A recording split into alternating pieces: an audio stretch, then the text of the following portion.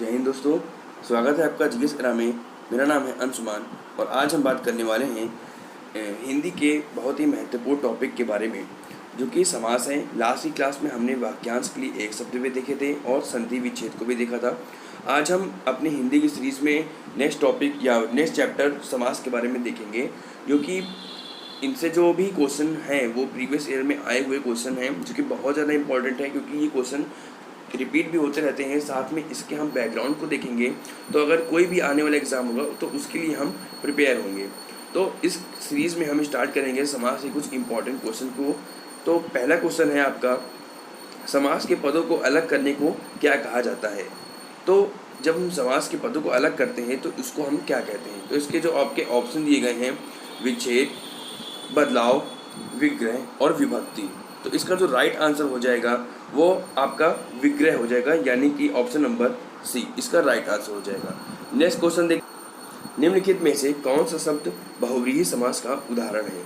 अब आपको बताना है कि कौन सा ऐसा शब्द है जो बहुव्रीहि समास का उदाहरण है। आपके ऑप्शन दिए गए हैं त्रिभुज, दशानन, नवरात्र और त्रिलोक। अब देखिए, बहुव्रीहि समास क्या होता है कि जिसमें कोई भी पद प्रधान ना हो और जो अन्य पद बने वो आपका प्रधान हो। अब देखिए, दशानन क्या है कि दशानन में 10 हैं आनंद जिसके, तो ऐसे में क्या है कि ये रावण को प्रदर्शित कर रहे हैं। यहाँ पे कोई भी पद प्रधान नहीं है लेकिन तीसरा पद बनना है, तो इसका जो राइट आंसर हो जाएगा वो ऑप्शन नंबर बी यानी कि दशानन हो जाएगा। नेक्स्ट क्वेश्चन देखते हैं, चक्रपाणि, चंद्रभाल तथा सुलोचना में क्रमशः समास है। अब देखिए, यहाँ पे बहुत ज़्यादा इंपॉर्टेंट क्वेश्चन है और कई बार पूछा भी गया है। तो देखिए, चक्रपाणि, चंद्रभाल और सुलोचना, अब ये सारे के सारे बहुव्रीहि समास होंगे। क्यों? क्योंकि यहाँ पे भी जो आपका जो पहला और दूसरा पद है वो प्रधान ना होकर के अन्य पद प्रधान है। जैसे चक्रपाणि की बात करें तो चक्र है पानी में जिसके, अब चक्र पानी में किसके हैं यानी हाथ में किसके हैं, तो विष्णु जी। चंद्रभाल यानी कि चंद्रमा है भाल पर जिसके, अर्थात शिव जी। और सुलोचना सुंदर है लोचन जिसके, यानी कि एक स्त्री की विशेषता बताई जा रही है। ऐसे में क्या है कि पहला और दूसरा पद प्रधान ना होकर के अन्य पद प्रधान है, इसलिए इसका जो राइट आंसर हो जाएगा वो ऑप्शन नंबर सी यानी कि बहुव्रीहि समास हो जाएगा, यानी कि सभी बहुव्रीहि समास होंगे। नेक्स्ट क्वेश्चन देखते हैं, निम्न में से कौन सा चक्रपाणि में प्रयुक्त समास है। अभी हमने इसके बारे में डिस्कस किया है। ये इंपॉर्टेंट क्वेश्चन है क्योंकि कई बार ये रिपीट हुए हैं। आपके आरओ के एग्जाम में भी आ चुका है ये, यूपी ट्रिपल एससी के आपके जूनियर असिस्टेंट के एग्जाम में हो या फिर आपके पेट के एग्जाम में।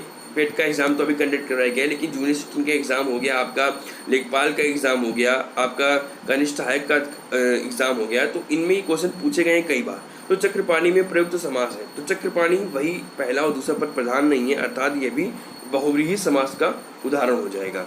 नेक्स्ट क्वेश्चन देखते हैं, बहुव्रीहि समास का उदाहरण कौन सा है। अब बहुव्रीहि समास का उदाहरण पूछा गया, आप क्वेश्चन के जो ऑप्शन है उनको पढ़िए। पंचवटी, करोड़पति, चतुर्भुज और चरण कमल। अब देखिए, चतुर्भुज, चार हैं भुजाएं जिसकी, तो ऐसे में आपको समझ में आ रहा है कि पहला और दूसरा पद प्रधान नहीं है, तो इसका जो राइट आंसर हो जाएगा वो ऑप्शन नंबर सी यानी कि चतुर्भुज हो जाएगा। नेक्स्ट क्वेश्चन देखते हैं, नीचे दिए गए शब्दों में से अव्ययी भाव समास का चयन करें। अब जो अव्ययी भाव समास होता है, इसमें क्या होता है कि जो पहला पद होता है वो एक जिसको बोलते हैं कि कोई ऑथेंटिक शब्द नहीं होता है। ऐसे में क्या है कि यहाँ पे जो आपके ऑप्शन दिए गए हैं, पाप और पुण्य, आजीवन, घुड़सवार और पीताम्बर, तो यहाँ पे आजीवन यानी कि जीवन भर इसका अर्थ निकल के आ रहा है, तो इसका जो राइट आंसर हो जाएगा वो ऑप्शन नंबर बी यानी कि आजीवन हो जाएगा। तो इसका राइट आंसर है आपका आजीवन। नेक्स्ट क्वेश्चन देखते हैं, नेक्स्ट क्वेश्चन है, यथासंभव में कौन सा समास है। अब यथासंभव यानी कि यहाँ पे हम पहले ऑप्शन देखें, ए है अव्ययी भाव, बी है आपका कर्मधारय समास, सी है तत्पुरुष समास और डी है द्विगु समास। तो इसका जो राइट आंसर हो जाएगा अव्ययी भाव समास हो जाएगा, क्योंकि यहाँ पे भी जो आपका पूर्व पद है या फिर पहला पद है, यहाँ पे आपका यथा, तो वो शब्द जो ऑथेंटिक हमने को बताया, जैसे कि अनु हो गया, आ हो गया, प्रति हो गया, भर हो गया, यथा हो गया, यावत हो गया और हाँ, तो इस तरह के शब्द जब पहले प्रयोग हो तो इन्हें हम अव्ययी भाव समास की श्रेणी में रखेंगे। तो इसका जो राइट आंसर हो जाएगा ऑप्शन नंबर ए हो जाएगा। नेक्स्ट क्वेश्चन देखते हैं, जिस समास का पूर्व पद यानी कि पहला पद प्रधान हो उसे कौन सा समास कहते हैं? अभी हमने आपको बताया कि जब पहला पद प्रधान होता है तो उसको हम अव्ययी भाव समास कहते हैं। देखिए ये डिफिनेशन याद रखिएगा, क्योंकि डिफिनेशन भी डायरेक्टली पूछ ली जाती है एग्जाम में, और साथ में जो एग्जाम्पल होते हैं वो तो पूछे ही जाते हैं। अगर हमें डिफिनेशन पता है तो ये जो इंपॉर्टेंट क्वेश्चन हम आपको बता रहे हैं, इसी की मदद से ही आप, अगर आप नहीं भी रिवाइज करके जाते हैं, इन वीडियो को ही देख लेते हैं, तो आप यकीन मानिए कि जब आप एग्ज़ाम में बैठेंगे तो आपको समझ में आएगा कि हाँ, इनके ही हम सहयोग से हम आसानी से इन क्वेश्चन को सॉल्व कर ले जाएंगे। हालांकि प्रैक्टिस बहुत ज़्यादा इंपॉर्टेंट है, जितनी ज़्यादा प्रैक्टिस कर सकते हैं वो करिए, लेकिन फिर भी अगर आप इन्हीं को देख करके जाते हैं तो आप काफ़ी हद तक क्वेश्चनों को कर ले जाएंगे, उनको सॉल्व कर ले जाएंगे। तो इसका जो राइट आंसर हो जाएगा वो ऑप्शन नंबर सी, यानी कि अव्ययी भाव समास हो जाएगा। नेक्स्ट क्वेश्चन, हमें यथा शक्ति दान करना चाहिए, रेखांकित शब्द में समास कौन सा है? तो अभी हमने आपको बताया यथा। अब यथा का प्रयोग जहाँ जहाँ होगा वो आपके सारे के सारे अव्ययी भाव समास होंगे। तो इसका जो राइट आंसर हो जाएगा वो ऑप्शन नंबर ए, यानी कि अव्ययी भाव समास हो जाएगा। नेक्स्ट क्वेश्चन देखते हैं, प्रतिमान में समास है। प्रतिमान, अभी हमने आपको बताया कि जहाँ पर पूर्व में अनु, आ, प्रति आदि का प्रयोग होगा तो वो सारे के सारे आपके अव्ययी भाव समास होंगे। तो इसका जो राइट आंसर हो जाएगा वो ऑप्शन नंबर बी, यानी कि अव्ययी भाव समास हो जाएगा। नेक्स्ट क्वेश्चन देखिए, जितने भी क्वेश्चन आपको बताए जा रहे हैं, हर क्वेश्चन को पहले आप खुद सॉल्व करिएगा, पॉज करिएगा वीडियो को और सॉल्व करिएगा, उसके बाद आपको सॉल्व जो हल है वो तो बताया ही जा रहा है, लेकिन अगर आप खुद से भी सॉल्व करते हैं, अगर आप गलत करते हैं तो आप लंबे समय तक उसको याद रख सकेंगे। इसलिए वीडियो भले आप देर तक देखिए, लेकिन वीडियो को समझ करके देखिए, तो वो आपको ज़्यादा आपको बेनिफिट रहेगा, आपके लिए ज़्यादा बेनिफिशियल रहेगा, वो आप लंबे समय तक याद रख सकेंगे। नेक्स्ट क्वेश्चन है कि अव्ययी भाव समास का उदाहरण है। अब देखिए ऑप्शन दिया गया है पल पल, अन्न जल, अंत अनंत और धर्माधर्म। अब देखिए पल पल, यहाँ पे पल पल, यहाँ पे अगर आप देखेंगे तो पूर्व पद प्रधानता यहाँ पे दिखाई जा रही है। तो ऐसे में आपका जो राइट आंसर हो जाएगा वो ऑप्शन नंबर ए हो जाएगा, यानी कि पल पल। नेक्स्ट क्वेश्चन देखते हैं, सरासर में कौन सा समास है? द्वंद्व समास, द्विगु समास, अव्ययी भाव समास, तत्पुरुष समास। अब खुद से आपको पहले अटेम्प्ट करना है। तो सरासर, जैसे वहाँ पे पल पल था, यहाँ पे सरासर है, तो इसका जो राइट आंसर हो जाएगा वो अव्ययी भाव समास हो जाएगा, ऑप्शन नंबर सी। अब नेक्स्ट क्वेश्चन देखते हैं। नेक्स्ट क्वेश्चन है कि तिरंगा में कौन सा समास है? अब देखिए वो सभी समास जिसमें आपके गिनती आती है, अंक आते हैं, तो ऐसे में उन समासों को हम द्विगु समास कह देते हैं। तो यहाँ पे आपके तिरंगा यानी कि 3 रंग ऑप्शन दिए गए हैं, द्वंद्व समास, द्विगु समास, अव्ययी भाव समास और तत्पुरुष समास। तो इसका जो राइट आंसर हो जाएगा ऑप्शन नंबर बी, यानी कि द्विगु समास हो जाएगा। नेक्स्ट क्वेश्चन देखते हैं। नेक्स्ट क्वेश्चन कह रहा है कि जिन सामासिक शब्दों में पहला पद संख्या को व्यक्त करने वाला विशेषण शब्द हो, वे शब्द होंगे। अब हमने आपको बताया कि जो आपका पहला शब्द विशेषता, जो अंक होंगे, संख्या होंगे, उनको प्रदर्शित करें। तो यहाँ पे जो आपके ऑप्शन दिए गए हैं, द्वंद्व समास, द्विगु समास, बहुव्रीहि समास, अव्ययी भाव समास। तो अभी हमने आपको नेक्स्ट क्वेश्चन में जो आपका पहला, इसके पहले का क्वेश्चन था, उसमें हमने आपको बताया था कि जिनमें संख्या का प्रयोग होगा वो आपका द्विगु समास हो जाएगा। तो इसका राइट आंसर हो जाएगा option number B. Next question देखते हैं। नेक्स्ट क्वेश्चन है पंचवटी में कौन सा समास है? बहुत ज़्यादा इंपॉर्टेंट है, बहुत बार पूछा गया है, मैक्सिमम एग्जाम में हम इसको देखते हैं। ये वीडियो में पूछा गया है, ये जूनियर असिस्टेंट में पूछा गया है, ये आरओ के एग्जाम में पूछा गया है, ये आपके पीजीटी के एग्जाम में पूछा गया है। तो बहुत ज़्यादा इंपॉर्टेंट क्वेश्चन है। पंचवटी में कौन सा समास है? अब समास की बात कर रहे हैं पंच, यानी कि 5। अभी हमने आपको बताया कि जिनमें संख्यावाचक हो, यानी कि पहला पद आपका संख्या हो, तो इसका जो राइट आंसर हो जाएगा वो ऑप्शन नंबर बी, यानी कि द्वंद्व समास हो जाएगा। नेक्स्ट क्वेश्चन देखते हैं। धीरे धीरे का समास है। अब देखिए धीरे धीरे, वो नहीं धीरे धीरे मेरी जिंदगी में आना, धीरे धीरे का समास है। तो यहाँ पे आपके ऑप्शन दिए गए हैं, द्वंद्व समास, अव्ययी भाव समास, कर्मधारय समास और द्विगु समास। तो जैसे पल पल था, सरासर था, तो उसी प्रकार धीरे धीरे, यानी कि इसका जो राइट आंसर हो जाएगा ऑप्शन नंबर बी हो जाएगा, अव्ययी भाव समास। नेक्स्ट क्वेश्चन देखते हैं। नेक्स्ट क्वेश्चन है समास बताइए किसका? भरपेट का। अब देखिए पेट, भरपेट यानी कि पेट भर के, पहला शब्द आपका प्रधान है। तो यहाँ पे जो आपके ऑप्शन दिए गए हैं, अव्ययी भाव समास, द्वंद्व समास, तत्पुरुष समास, बहुव्रीहि समास। तो हमने आपको बताया कि जिस समास का पहला पद प्रधान होता है वो आपका अव्ययी भाव समास होता है। तो भरपेट यानी कि पेट भर के, इसका राइट आंसर हो जाएगा option number A. Next question देखते हैं। देखिए पथ भ्रष्ट। अब पदभ्रष्ट को अगर हम संधि विच्छेद करेंगे या फिर इसका हम समास विग्रह करेंगे तो इसमें हम समास विग्रह करने से इसका जो अर्थ समझ में आ रहा है पदभ्रष्ट यानी कि पद से भटकना से। अब देखिए जो आपका तत्पुरुष समास होते हैं उनमें कर्ता, कर्म, करण, संप्रदान, अपादान, अधिकरण।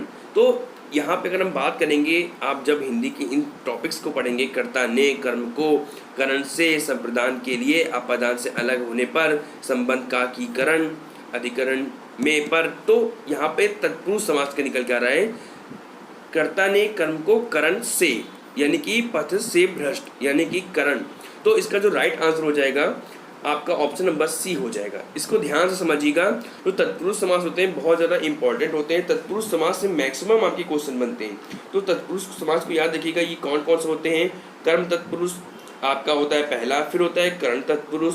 कर्म तत्पुरुष जो होते हैं उनमें आपका का प्रयोग होता है, का विलोपन होता है। फिर आपका करण तत्पुरुष होता है जिनमें से और के होता है। फिर आपका संपदान तत्पुरुष होता है जिनमें आपका के लिए का प्रयोग होता है।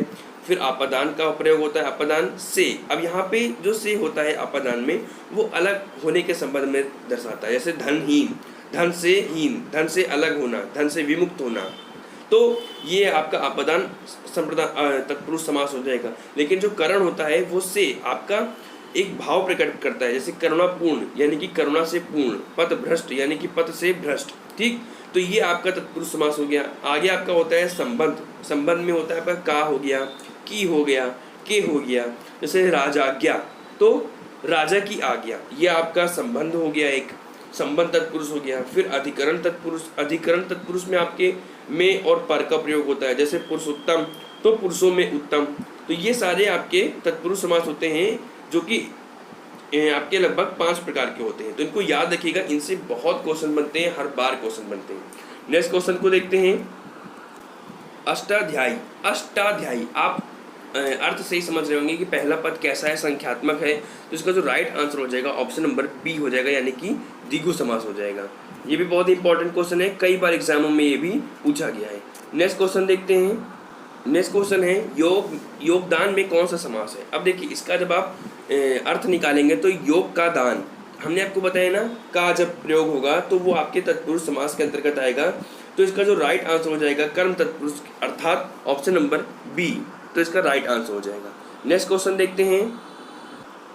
राजपुत्र में कौन सा समास है। राजपुत्र, इसका भी अर्थ निकालेंगे तो राजपुत्र यानी कि राजा का पुत्र। तो यहाँ पे आपके ऑप्शन दिए गए हैं तत्पुरुष समास, द्विगु समास, द्वंद्व समास, कर्मधारय समास। तो राजा का पुत्र निकल के आ रहा है, यानी कि कर्म तत्पुरुष निकल के आ रहा है। इसका भी राइट आंसर हो जाएगा ऑप्शन नंबर ए। तो इसका राइट आंसर हो गया तत्पुरुष समास। नेक्स्ट क्वेश्चन देखते हैं। कौन सा अधिकरण तत्पुरुष समास नहीं है। अब देखिए यहाँ पे आपको बताना है कि कौन सा अधिकरण तत्पुरुष नहीं है। अधिकरण हमने आपको बताया था जिनमें में और पर का प्रयोग होगा। जैसे पहला ही हम एग्जाम्पल मिल गया पुरुषोत्तम यानी कि पुरुषों में उत्तम, तो ये आपका अधिकरण समास होगा। फिर हो गया देशाटन, देश में तो देशाटन हो गया। फिर हो गया कुल श्रेष्ठ, कुलों में श्रेष्ठ हो गया। तो ये तो आपके अधिकरण तत्पुरुष समास होंगे, ठीक है। लेकिन धर्म भ्रष्ट, धर्म से भ्रष्ट, तो यहाँ पे से अर्थ निकल के आ रहा है, जो कि आपका करण तत्पुरुष निकल के आ रहा है। अर्थात आपका जो राइट आंसर हो जाएगा वो ऑप्शन नंबर डी हो जाएगा। इस तरह भी आप करेंगे, आपको ये क्वेश्चन उलझाने वाले होंगे क्योंकि आपको सारे ऑप्शन आपको सॉल्व करने पड़ेंगे। तो इसका जो राइट आंसर हो गया ऑप्शन नंबर डी हो गया। नेक्स्ट क्वेश्चन देखते हैं। इस समास में पहला पद संख्यावाचक होता है। अभी हमने आपको पहले बताया था कि संख्यावाचक जो पद होता है जिसमें पहला पद संख्यावाचक होता है तो वो आपका द्विगु समास होता है। तो इसका जो राइट आंसर हो जाएगा वो आपका द्विगु समास हो जाएगा। नेक्स्ट क्वेश्चन देखते हैं। त्रिवेणी शब्द में कौन सा समास है। त्रिवेणी, फिर से पूर्व पद प्रधान, पूर्व पद क्या आ रहा है, त्रि यानी कि 3।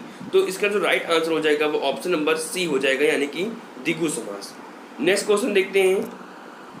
नेक्स्ट क्वेश्चन है युद्ध में स्थिर रहने वाला। अब देखिए यहाँ पे आप अर्थ निकालेंगे कि युद्ध में स्थिर रहने वाला, तो वो आपका हो जाएगा, इसका जो राइट आंसर हो जाएगा वो अलुक तत्पुरुष हो जाएगा। अब ये अलुक तत्पुरुष, इसका राइट आंसर हो जाएगा ऑप्शन नंबर बी, जो भी आपका इम्पॉर्टेंट है और ये भी एग्जाम में पूछा गया है, अमीन की परीक्षा में पूछा गया है ये भी क्वेश्चन। नेक्स्ट क्वेश्चन देखते हैं। वाचस्पति किस समास का समस्त पद है। अब वाचस्पति, इसमें भी आप देखेंगे तो ऑप्शन दिए गए हैं संबंध तत्पुरुष, बहुव्रीहि, नंज तत्पुरुष और अलुक तत्पुरुष। इसका भी जो राइट आंसर हो जाएगा वो ऑप्शन नंबर डी हो जाएगा, यानी कि अलुक तत्पुरुष।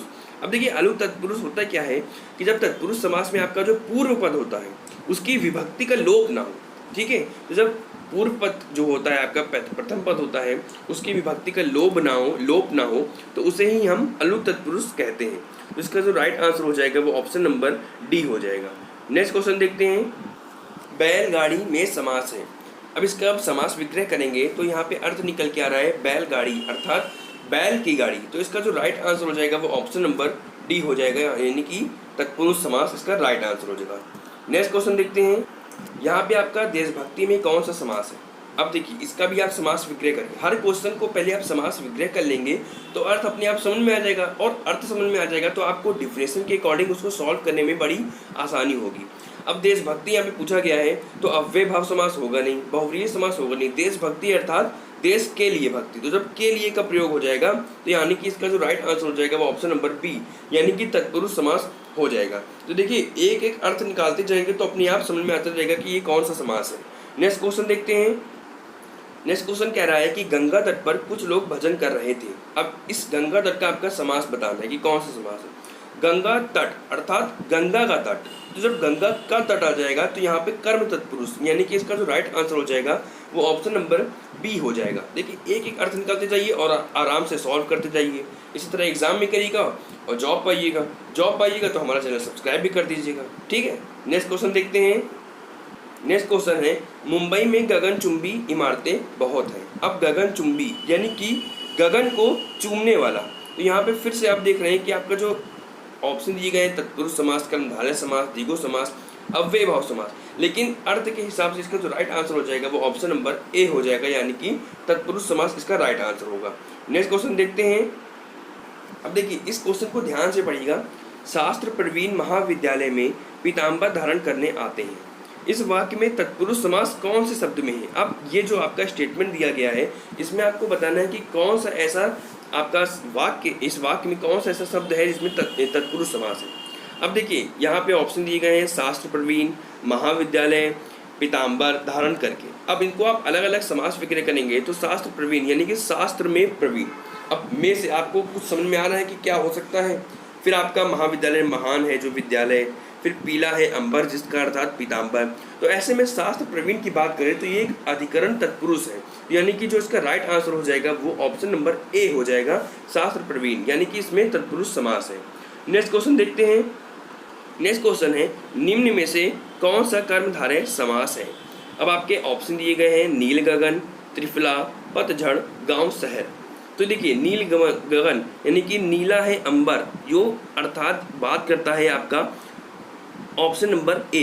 तो इसका जो राइट आंसर हो जाएगा वो ऑप्शन नंबर ए हो जाएगा, यानी कि नीला गगन, तो option number A. Next question देखते हैं। देव जो महान है। अब इसमें आपको समास बताना है। तो देव जो महान है तो आपके ऑप्शन दिए गए हैं अव्यय भाव समास, आपके दिए गए हैं कर्मधारय समास, बहुव्रीहि समास, तत्पुरुष समास। तो इसका जो ऑप्शन हो जाएगा, आंसर हो जाएगा वो हो जाएगा ऑप्शन नंबर बी, यानी कि कर्मधारय समास।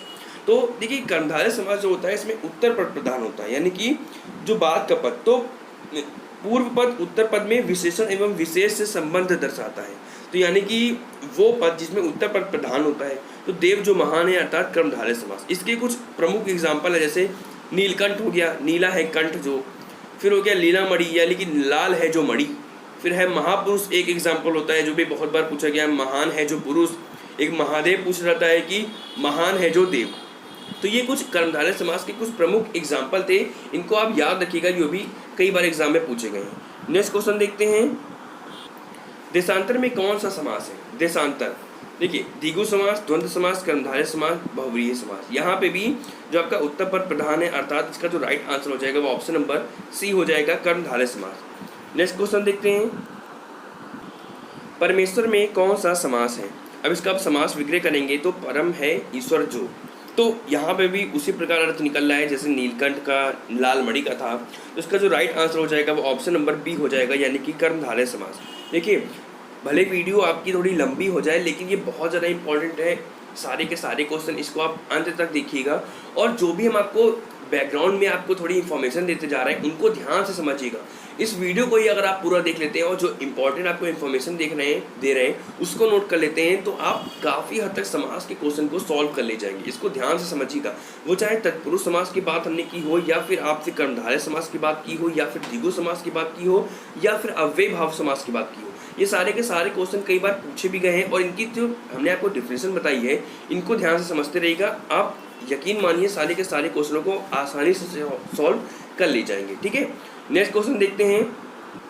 नेक्स्ट क्वेश्चन आपका कह रहा है कि मैं श्री रामचंद्र जी के चरण कमल की वंदना करता हूँ। अब यहाँ पे आपको चरण कमल का आपका मतलब निकालना है, यानी कि समास बताना है। तो यहाँ पे आपके ऑप्शन दिए गए हैं, कर्मधारय समास, द्विगु समास, द्वंद्व समास और अव्यय समास, अव्यय भाव समास। तो आपको सबकी परिभाषा पता ही है, तो आप आसानी से कर ले जाएंगे कि यहाँ पे चरण कमल यानी कि ऑप्शन नंबर ए इसका राइट आंसर होगा। अब देखिए, चरण कमल में जो कर्मधारय समास है वो एक विशेष पूर्वापद समास है। इसमें जो आपका चरण है वो विशेष है, और जो कमल है वो आपका विशेषण है। तो इसलिए आपका जो आपका राइट आंसर हो जाएगा वो ऑप्शन नंबर ए हो जाएगा। नेक्स्ट क्वेश्चन देखते हैं। नेक्स्ट क्वेश्चन है, वचनामृत समस्त पद का विग्रह होगा। अब आपको इसका विग्रह बताना है, तो इसका जो राइट आंसर हो जाएगा वो ऑप्शन नंबर ए हो जाएगा, यानी कि अमृत रूपी वचन। तो इसका जो राइट आंसर होगा वो ए होगा, यानी कि वचनामृत।